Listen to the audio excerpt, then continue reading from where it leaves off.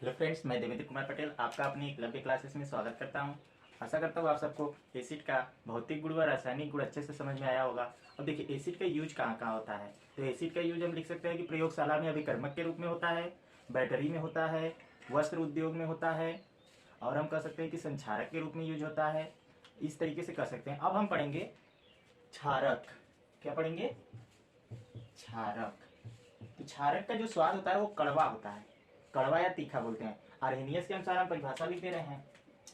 Arrhenius के अनुसार,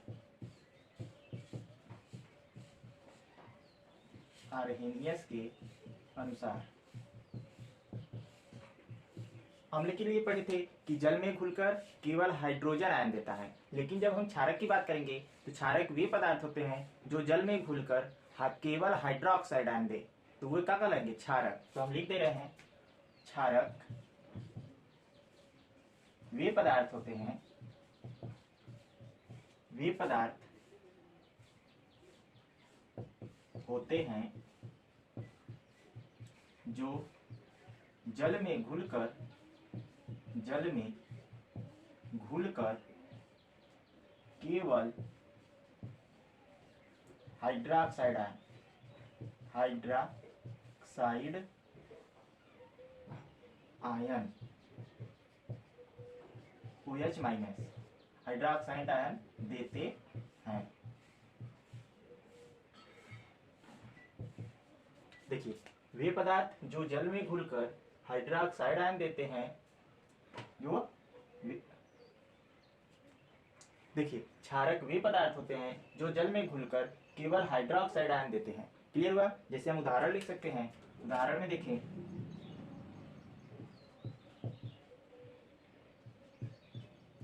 उदाहरण की बात करें तो मिल्क ऑफ मैग्नीशिया MgOH का ट्वाइस, इसे हम मिल्क ऑफ मैग्नीशिया के नाम से जानते हैं। ये एक एंटा एसिड है, मिल्क ऑफ मैग्नीशिया। इसको अगर हम देखें जली विलयन, तो इसका जली विलयन जो होगा मैग्नीशियम चार्ज में टूटेगा और हाइड्रोक्साइड आयन में टूट जाएगा। अब देखिए अगर हम कास्टिक सोडा की बात करें NaOH की, तो वो भी अगर जली विलयन में घुलेगा, जली विलयन जब बनाएगा तो ये सोडियम प्लस और हाइड्रोक्साइड आयन में टूट जाएगा। कहने का मतलब Na प्लस और OH माइनस। अब इसी तरीके से हम कास्टिक पोटास की बात कर लेते हैं। तो कास्टिक पोटास जो होता है पोटेशियम हाइड्रोक्साइड, इसको अगर देखें तो ये भी जली विलयन में पोटेशियम आयन और हाइड्रोक्साइड आयन में टूट जाएगा। तो इसको हम लिख सकते हैं K plus plus OH minus. Aluminium hydroxide देख लेते हैं, AlOH का थ्राइज, इसको देखें तो ये क्या होगा?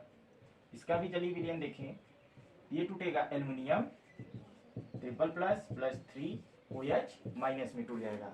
अमोनियम हाइड्रोक्साइड देख लें तो NH4OH, इसका भी जली विलयन देखें तो ये टूट जाएगा अमोनियम आयन और हाइड्रोक्साइड आयन में, अमोनियम आयन और hydroxide NH4 plus OH minus में टूट जाएगा। देखिए इसे हम क्या कहते हैं? एंटा एसिड, मिल्क ऑफ मैग्नीशिया। इसका नाम क्या है? Caustic soda. इसका नाम क्या है? Caustic potash. ये एल्युमिनियम हाइड्रोक्साइड, ये अमोनियम हाइड्रोक्साइड। सबको तोड़ेंगे तो देखेंगे कि आयन में ऋण आयन जो होगा हमेशा OH minus, OH minus, OH minus hydroxide ion देगा। तो ये सभी किसकी श्रेणी के अंतर्गत जाएंगे? क्षारक की श्रेणी के अंतर्गत।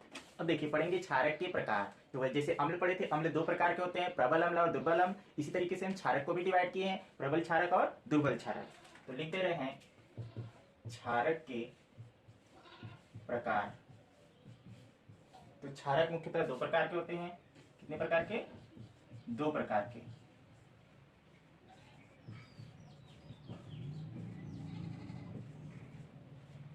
नंबर बाय नंबर, प्रबल क्षारक, प्रबल क्षारक, और दूसरा नंबर है दुर्बल क्षारक।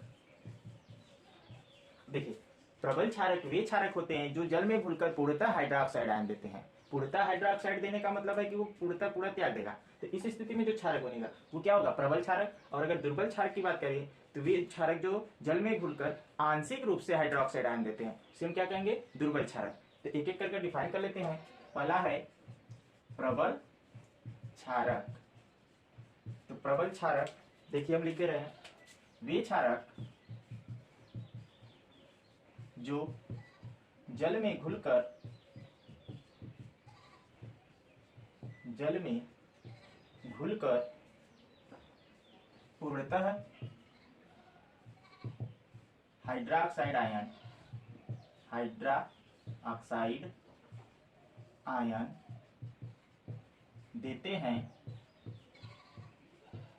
देते हैं प्रबल क्षारक कहलाते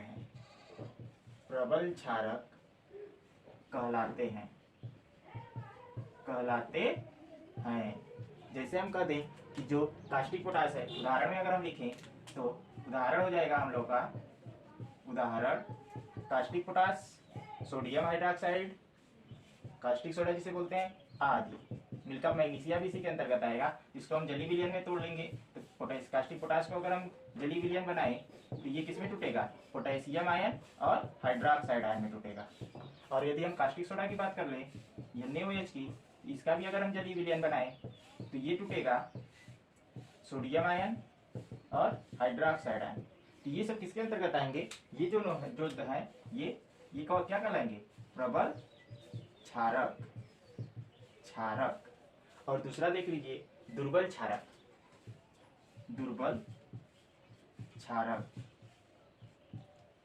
तो हम इसको डिफाइन कर सकते हैं, वे क्षारक जो जल में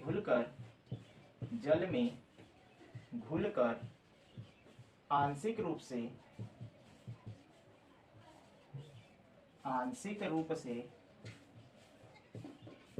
हाइड्रोक्साइड आयन देते हैं, दुर्बल क्षारक